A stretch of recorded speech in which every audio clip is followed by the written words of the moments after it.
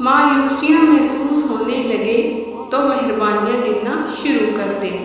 اللہ کی محبت کی مٹھاس محسوس ہونے لگے گی اور دل سکون سے لبریز ہو جائے گا۔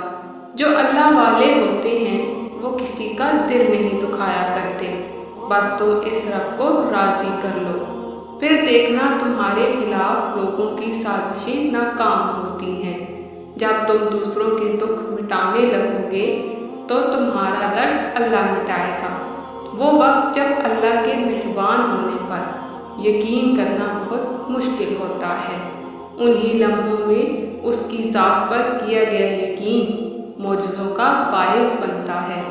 وہ رب آہٹیں بھی سنتا ہے اور پکار بھی، بس وہ ہمارا صبر آزماتا ہے۔ انسان جب اچھا سوچتا ہے تو اللہ خود ہی راستے بنا دیتا ہے اور مشکلیں آسان کر دیتا ہے۔ زندگی کی ہر ایک ٹھوکر یہی احساس دلاتی ہے کہ اے اللہ، میرا تیرے سوا کوئی نہیں۔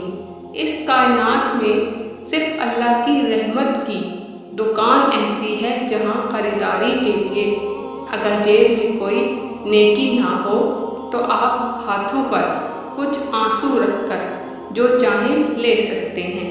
صرف جائے نماز وہ جگہ ہے جہاں رو لو تو سامنے والا تماشا نہیں بناتا۔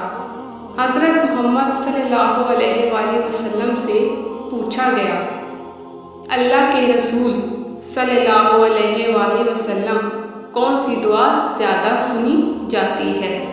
تو حضرت محمد صلی اللہ علیہ وآلہ وسلم نے ارشاد فرمایا، رات کے آخر کے درمیان اور فرض نماز کے بعد کی دعا۔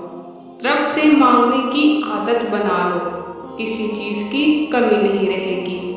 بادشاہوں کے پاس بیٹھنے سے کبھی بادشاہت نہیں ملا کرتی، لیکن اللہ کی ایک ہی نگاہ بادشاہ بنا دیا کرتی ہے۔